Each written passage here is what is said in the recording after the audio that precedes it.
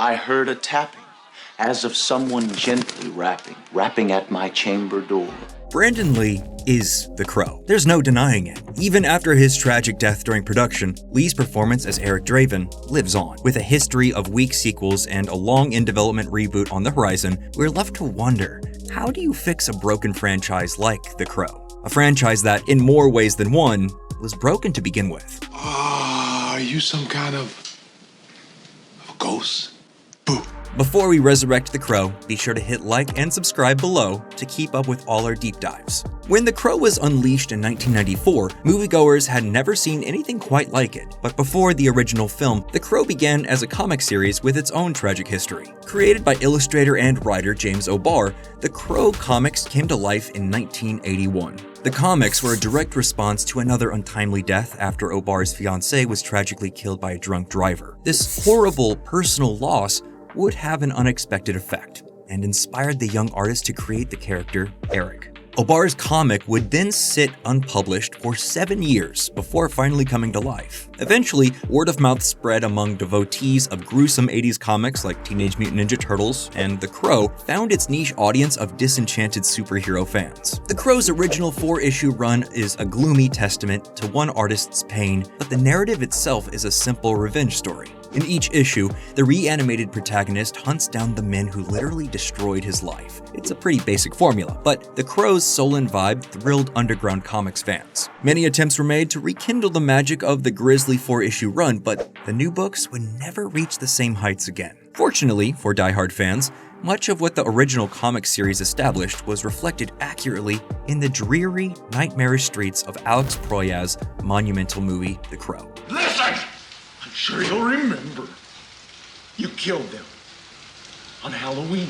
In the 1994 film adaptation, Brandon Lee gave what was to be his final and most enigmatic performance as Eric Draven. Brandon, son of martial arts legend Bruce Lee, had only been in 4 films before being cast as the ghostly vigilante seeking justice for the death of himself and his fiancée. Brandon Lee's turn as the titular Crow does feature tons of bloody anti-hero action, but there is also sorrow and trauma. It's as much an action flick as it is a tearjerker, and this is The Crow's greatest strength.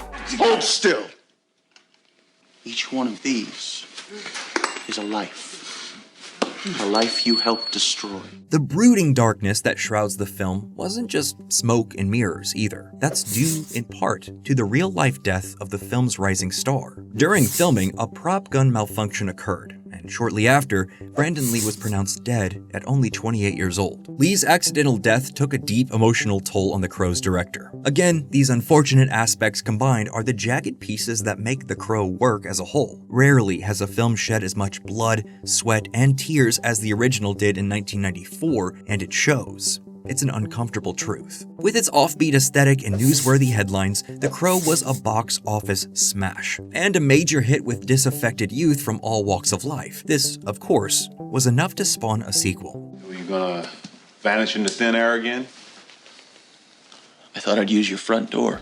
The Crow, City of Angels, was the feature-length directorial debut of Tim Pope. Pope had earned his dour chops directing goth pop classics like Boys Don't Cry and Tainted Love. On paper, he seemed like the perfect breakout talent for the project. Pope's City of Angels is a redundant remix of the '94 masterpiece. Sure, they changed some names around. Eric Draven is now Ash Corvin, and Vincent Perez is doing his best Brandon Lee impersonation. We killed you, man. You're dead. Sorry to disappoint you. But the whole thing is a mess that completely fails to capture the emotional beats of its source material. City of Angels did squeak in at #1 in its opening weekend, but its brief success was likely the result of a rabid following that began to form around the original film. Regardless, audiences had proved that they were hungry for more. There's nothing but pain for you now. Pain is my power. And thus, The Crow, Stairway to Heaven was born. And no, not another film sequel. This time, Eric Draven came to Canadian television. Stairway to Heaven is marred by amateur performances. You're really starting to get on my nerves, man. Give it to me. A cheap Goosebumps-esque vibe, and ridiculous additions to the lore of The Crow that completely miss the mark. I don't have time for your act. I have to find that kid. Help me. The macabre characteristics that make the property so perfect are completely absent in Stairway to Heaven. And after one season, it was unceremoniously dumped by the network. crazy! No! I'm already dead! After the failed TV show, the Crow franchise took several stabs at finding a new direction. At one point, horror director and shock rocker Rob Zombie was even brought in to develop a project known as The Crow 2037, though none of these shots in the dark proved fruitful. Eventually, the fight to make more content from the mascara-loving crusader prevailed in 2000 with The Crow Salvation. 2 down.